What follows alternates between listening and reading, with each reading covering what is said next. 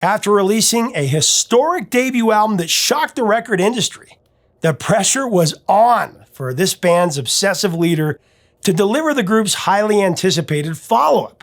Could just another band out of Boston duplicate the record-breaking success of their premiere with their sophomore release? Find out what happened next on Professor of Rock. Hey music junkies, Professor of Rock, always here to celebrate the greatest artists and the greatest songs of all time. So we have some amazing interviews coming your way in 2022. And make sure that you subscribe below right now and click the bell so that you can know when they drop. I also want to take a second and tell you all in this community, our POR community, about Professor of Rock Live at the Eccles Center Theater in beautiful Park City, Utah. Professor of Rock Live is going to be an exclusive evening of story and song with a featured artist sharing never-before-told stories about their music, their career, their life, along with intimate performances of their songs. Some really cool surprises will be in there as well. It'll be like having the opportunity to have a special private experience with your favorite artist. You're not going to want to miss it. To get all the details about our first 3 shows and how to buy tickets, click on the POR Live link just below. And make sure to tell me if you're coming as well. It'd be fun to meet you and talk music with you firsthand. The debut record by Boston, what else can you say about this thing? Tom Sholz in Boston, their debut was a spectacular feat in recorded music history. I mean, just landing a record deal was a big triumph for Sholz and his band since they were summarily rejected by several labels, including Epic, the label that eventually signed him.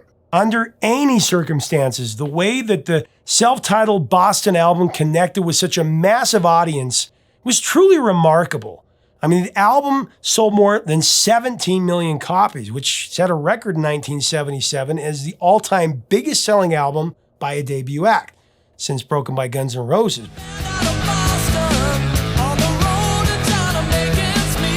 To make that achievement even more astonishing is the fact that the sound of the record, it was not emblematic of the mid-70s, which was dominated by the disco scene. Boston is a rock band with infectious songs that more than satisfied a massive audience that was starving for melodic sing-along rock tunes when they exploded on the scene in 1976. All 8 tracks on Boston's eponymous premiere captivated rock fans everywhere. I mean, song for song, it ranks as one of the most complete albums ever made.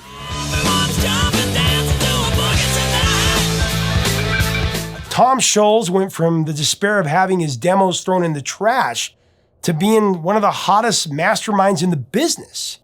While Boston's debut album continued its locomotive rampage across North America, CBS applied the pressure on Tom Sholz for a follow-up record to keep the momentum rolling. Epic demanded that Boston's second album was to be released in 1978. Less than 2 years after the first LP dropped, and was still selling like hotcakes.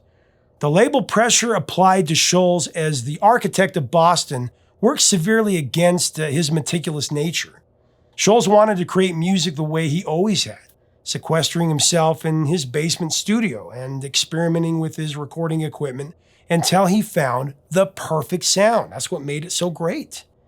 Epic did not have the patience for Scholz's methodical approach, and they hounded him incessantly for an ETA on when he was going to deliver the finished record. I mean, Tom Sholz received phone call after phone call after phone call. How many songs are done? How many songs are done? Sholz was beyond frustrated. When he told the label that he barely had 30 minutes of material, they didn't care. Despite Scholz's angry protests that the album wasn't finished, the label took the tracks that were ready, forced Sholz to come up with the title, and prepared for the release of Boston's second LP. The original title for the album was actually Arrival, but then the band realized that ABBA had already released an album with the same title, so they quickly changed the name of the album to Don't Look Back. The lead single from Boston's highly anticipated sophomore release was the title track, Don't Look Back. Just a feel-good anthem of optimism that was also the first cut on the album. One of the best first cuts ever on a record, even though it was the last track to be recorded for that record.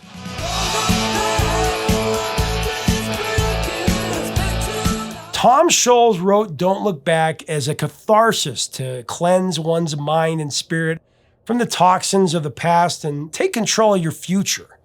Verse 2 really speaks to that mantra. I can see it took so long just to realize I'm much too strong not to compromise.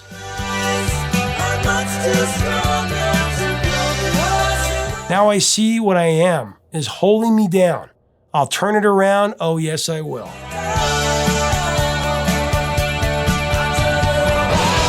There's just an exhilarating feeling of rebirth in Scholz's third verse. It's a bright horizon, and I'm awakened, and I see myself in a brand new way.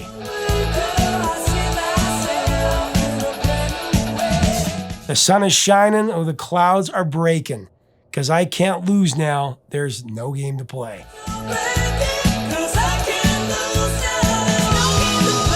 Don't Look Back. It just reverberates with positivity. One of the qualities that makes the song such an enduring classic.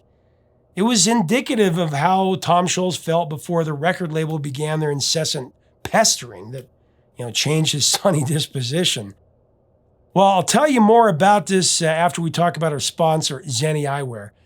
After wearing about 15 pairs of Zennis over the last year or so, I'm hooked. They're so light, comfortable, stylish, cool. I just keep getting more. And that's what's great, because at their price point, you can get 3 or 4 pair for what you pay at any eye care center. Check it out today at Zenni.com.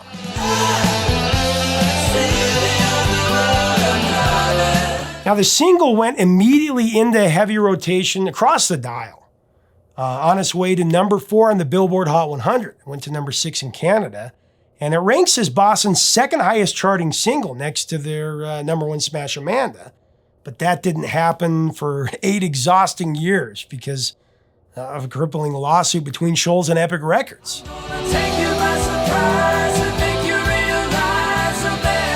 Don't Look Back begins with an exultant Barry Goodrow guitar riff that Tom Sholz often praises.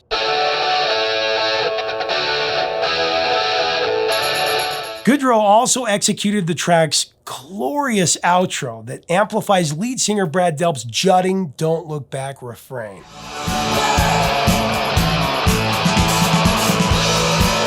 My friends, you know how much I relish any opportunity to gush about the late Brad Delp, one of the greatest, most underappreciated vocalists of the rock era of any era. Delp's swirling upper register and uncanny harmonies were invaluable to capturing that distinctive Boston sound on Don't Look Back.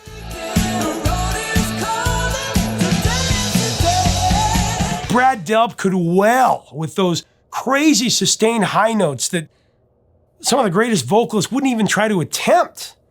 But I particularly admire the way he demonstrated his unique charisma on Don't Look Back, especially how he delivered the line, I finally see the dawn arriving, I see beyond the road I'm driving.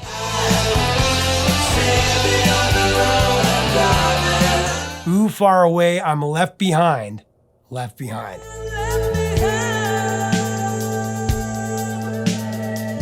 That lyric is a passionate vocal that leads into the instrumental bridge where the song slows down to spotlight Tom Sholz' soft melodic fills. The interlude feels like a journey down an open highway.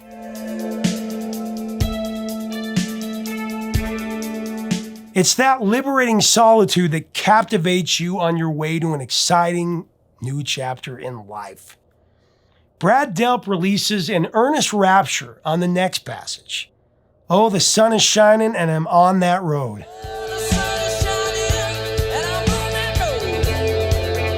The intensity then builds to a striking crescendo with a thunderous slide that roars into Tom Scholz's booming solo.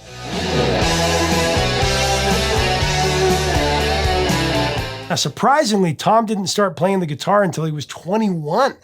But when he did, he taught himself. Tom learned to master his craft by studying his idols, Joe Walsh, Jimmy Page, Ray Davies, and the great Jeff Beck. The first musician that made an impression on him as an arranger was Todd Rundgren.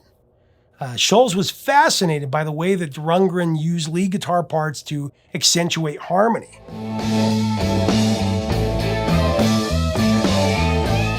Rundgren's style inspired Sholz' trademark harmony guitar bends and swells that gave the music of Boston such a powerful modulation.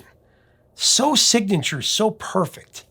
In essence, Sholz created a Phil Spector-like wall of sound for fans that were craving rock music with big hooks, big vocals, and big guitars.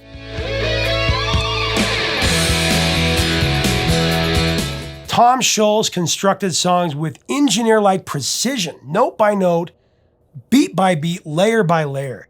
Every sound on a Boston record has a purpose.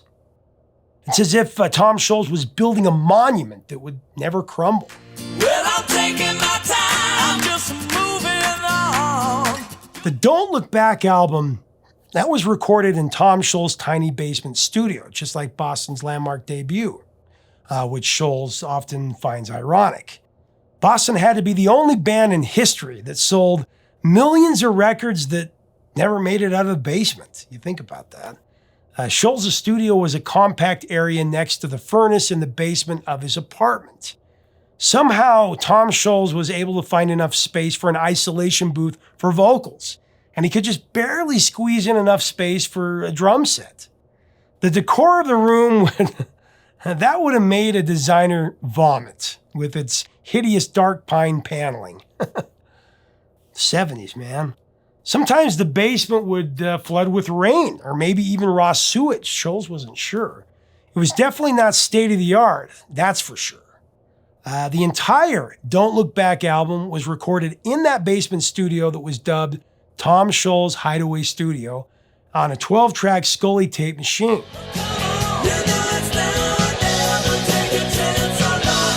The Don't Look Back album didn't yield the record-shattering success of Boston's debut. How do you follow up something that perfect? But it was still a huge selling album. It sold more than 7 million copies. Don't Look Back accomplished something that the debut LP didn't. It shot to the #1 spot on the Billboard 200 album chart. The debut album peaked at #3 on the same survey. And the Don't Look Back single, like I said, it charted higher than any of the 4 releases from the first Boston record.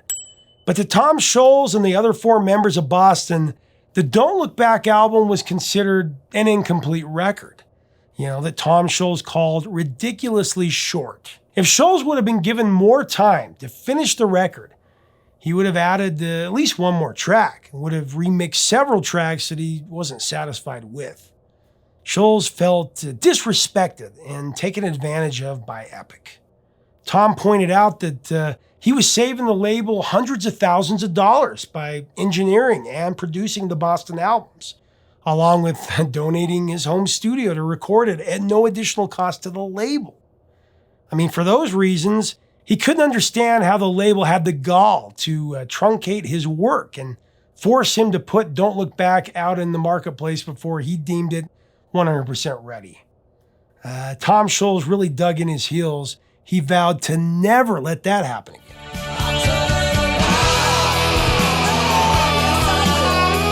Epic expected a third Boston album by 1981. Despite alleged promises by Sholz to label executives and to rock magazines that the third album was imminent, no record was made. CBS suspended Scholz' royalties in 1983 and then sued. The conflict led to the infamous lawsuit between Scholz and Epic Records that forced Scholz in a creative lockdown and put the band on hiatus. It was a very difficult time for everyone involved with Boston, especially bassist Fran Sheehan, also drummer Sib Hashian, Barry Goodrow, and Brad Delp, who all had to find other projects to make a living after Scholz informed them that there would be no new Boston material for this foreseeable future until the lawsuit was settled. Goodrow released a solo album in 1980 that included songs he hoped would one day be recorded for a Boston album. Tom Sholz showed zero interest in Goodrow's music. The album featured contributions from Delp and future Boston member Frank Cosmo. It also signaled the end of Goodrow's tenure as a guitarist with Boston.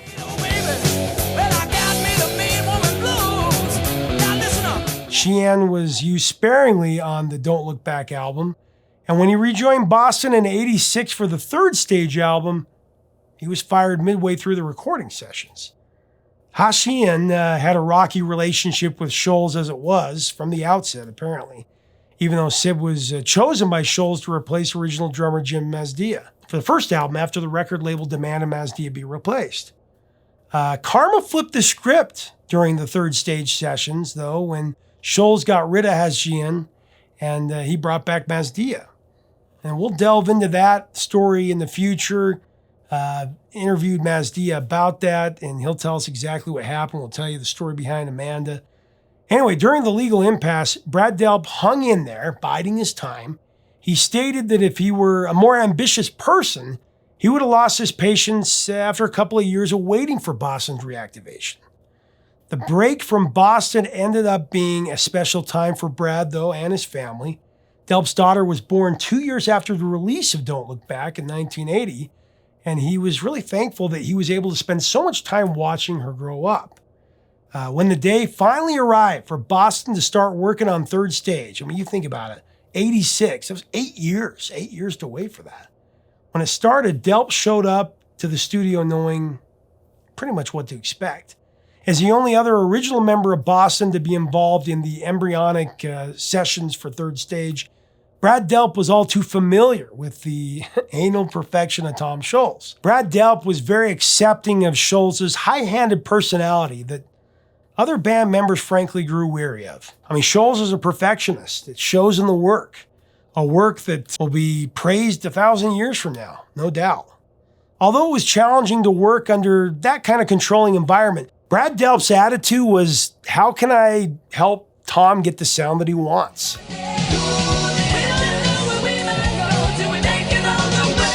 Sholz and the Boston band trademark ultimately won the excruciating lawsuit that resulted in Boston and Epic Records severing ties for good. In September of 1987, Boston's comeback album, Third Stage, was proudly released on the band's new label, MCA Records.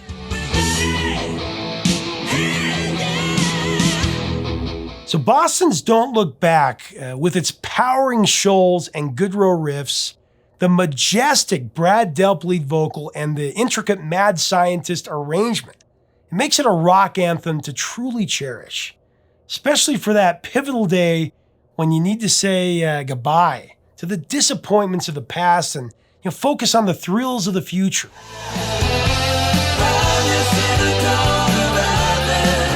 Don't Look Back was featured in the first season of the sitcom WKRP in Cincinnati. Very cool. Fans of the series Cobra Kai will remember that the song was placed in episode 6 of season 1. I loved it when I heard it there.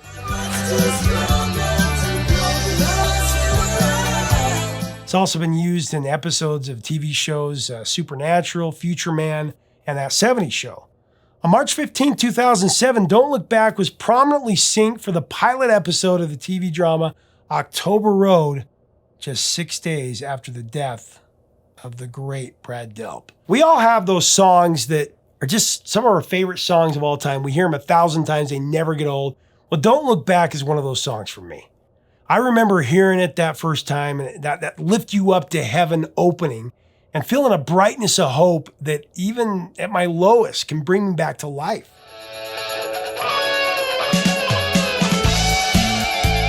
So I decided in my senior year of high school, I was going to have a phenomenal year. And I kind of had one of those Stuart Smalley moments where I looked in the mirror and I said, you're good enough, you're smart enough. And doggone it, people like me. So I decided that every morning that I woke up my senior year, I would start the morning off with Don't Look Back. It worked.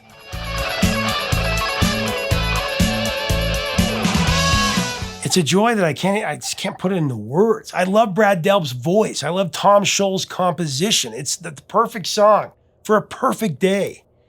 And it's funny that it's called Don't Look Back because it's the opposite of what I feel about this masterwork of classic rock.